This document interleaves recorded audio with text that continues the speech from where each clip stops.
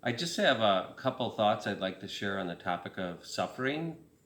I put these notes together a couple of years ago, and so the theme of it is suffering in the life of a believer is for a higher divine purpose.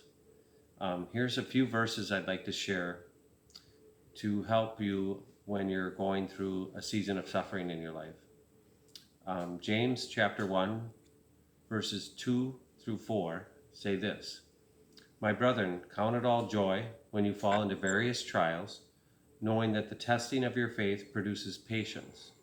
But let patience have its perfect work, that you may be perfect and complete, lacking nothing. The next verse is from Romans chapter 8, verse 18. For I consider that the sufferings of this present time are not worthy to be compared with the glory which shall be revealed in us. And here's one from 1 Peter chapter 4, verse 13. But rejoice, since you are partakers of Christ's sufferings, that when his glory shall be revealed, you may also be glad. You may be glad also with exceeding joy. Then from Romans chapter 5, verse 3. Not only that, but we also rejoice in our sufferings, knowing that suffering produces perseverance. When a Christian is going through suffering, God is actually working the character trait of perseverance in their lives. The next one is Revelation chapter 21, verse 4. And God shall wipe away all tears from their eyes, and there shall be no more death, neither sorrow nor crying, neither shall be any more pain, for the former things are passed away. So eventually, God will wipe all tears away from a Christian's eyes once this journey is done.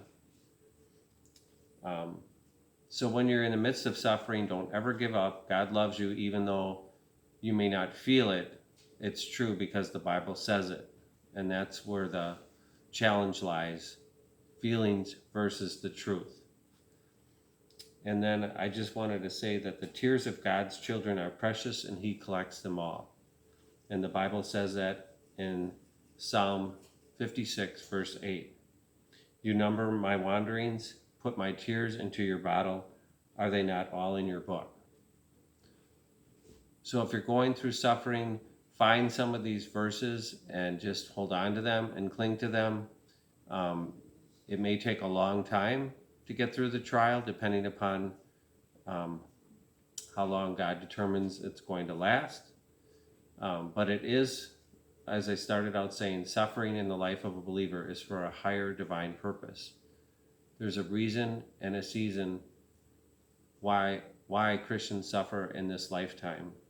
And God does have a plan, and he is with each Christian during their hard times in their lives. And the hard times may appear or feel to be forever, but eventually they will end. And that's the hard part, not knowing when.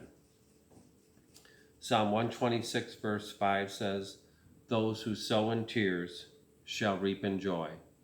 And that was a verse that I clung on to for a decade of my life as I was going through a painful time of many, many tears.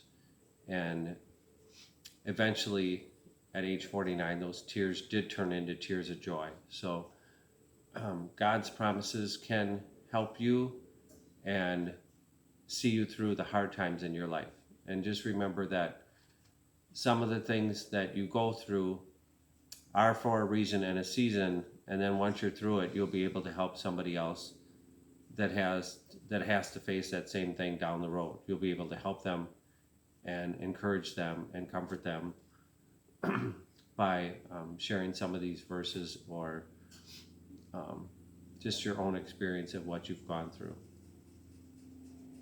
So that's all I wanted to share on the topic of suffering. God bless.